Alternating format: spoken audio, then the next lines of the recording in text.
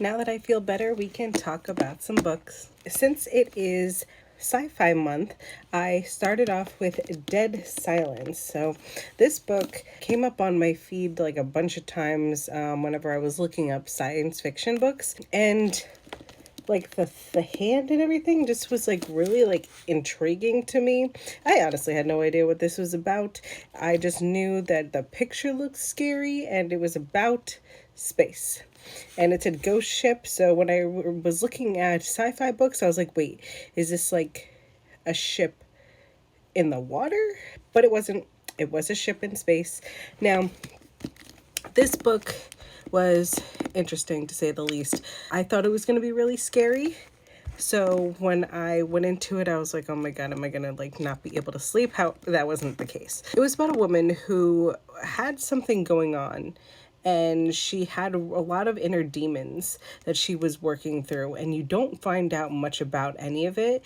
You just know that she's got a lot going on to the point where she doesn't want to be around people. She ends up deciding to go on this expedition, this final one, because she's no longer going to be employed in whatever capacity she was currently employed in.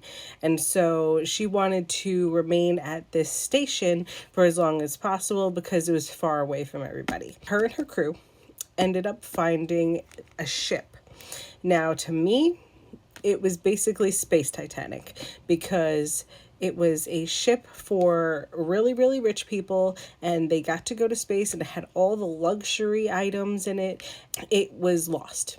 Pretty much as soon as it went out, it got lost. Nobody knows what happened to it. During the book, you go back and forth for a little bit between what happened in the past and what is happening now.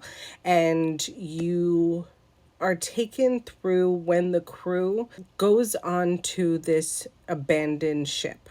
You experience some creepy things. So people start seeing things and hearing things, and they have to go through the entire ship and find all of the people who are dead and what happened to them. And each situation just seems crazier and crazier. And you don't find out till the end what exactly happened, and it's like wild, but it's a lot about this woman dealing with whether what she's seeing is real, whether what she's seeing is a product of whatever was going on the ship, or if it's her own mind and her own like personal hallucinations making things up. So she's like really battling her own demons throughout this whole entire book.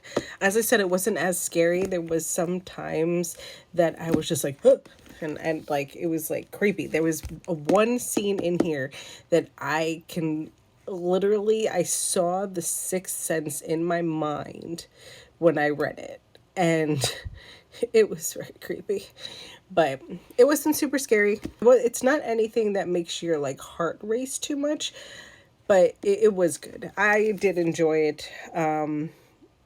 So if you're looking for a horror sci-fi book, it's a pretty good one.